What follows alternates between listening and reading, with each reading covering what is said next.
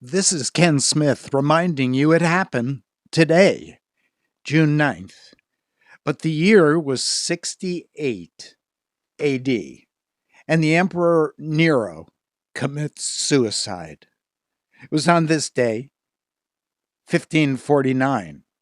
The Book of Common Prayer is adopted by the Church of England. This day, 1650, the Harvard Corporation is established. It was on this day, 1869, Charles Hires sells his first root beer in Philadelphia. This day, 1970, Bob Dylan was given an honorary doctorate of music from Princeton University. This day, 1980, comedian Richard Pryor suffers burns from freebasing cocaine. Everyone has a birthday. Was this day, 1984. Donald Duck celebrated his 50th birthday. It was on this day, 2018, that Edward Snowden publicly makes his identity known as the leaker of the NSA documents. It was on this day, 2016, that U.S. President Barack Obama officially endorsed Hillary Clinton as the Democratic presidential nominee. And it was just 1 year ago this day, 2019, over 1 million people protest in Hong Kong over the proposed new extradition laws to China in what will be one of the largest ever protests in Hong Kong. But that was yesterday, June 9th. This is June 9th, 2020. In the broad sweep of American history, certain years stand out like grim mileposts. The year 1968 is one of those years, drenched in confusion and sorrow. Quite similar to the year 2020, as the nation is convulsed today in a way that it's not been for more than half a century. We're being stalked by a mysterious virus, burdened by soaring joblessness, wrestling with twin plagues of racism and inequality. As it happens, 1968 was a presidential election year, and so is the year 2020. It's a time when we take stock of what has been and look forward with varying degrees of hope and resignation. So much has changed in 52 years, and so much remains the same. Every election year amounts to a choice between candidates, but also between possibilities.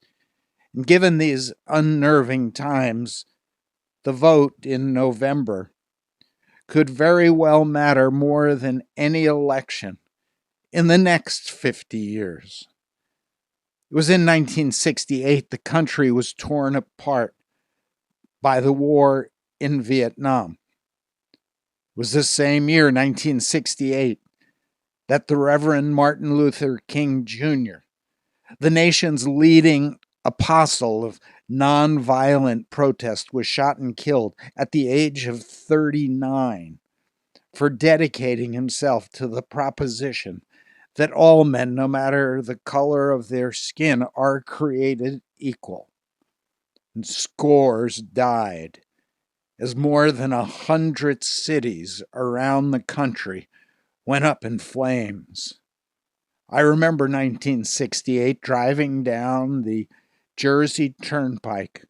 As soon as we crossed the Washington Bridge, you could see Newark aflame. An hour later, Philadelphia An hour later, Baltimore. An hour later, the sky was filled with the flames, combusted from Washington, D.C.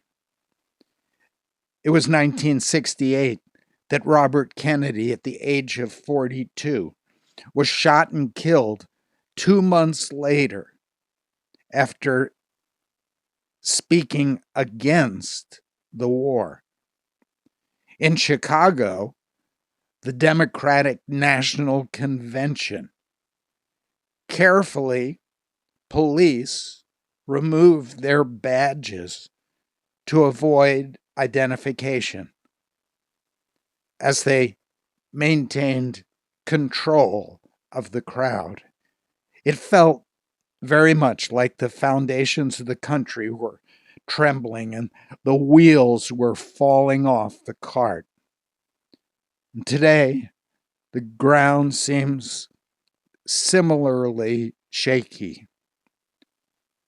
We're not stable in terms of our health. In 1968, Richard Nixon won the White House, promising law and order. Today, we find similar voices.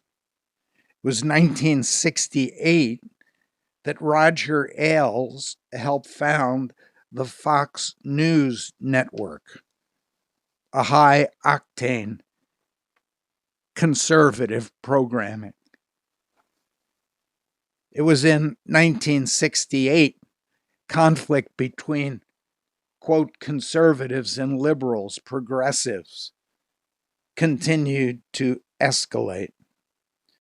His death is universally condemned.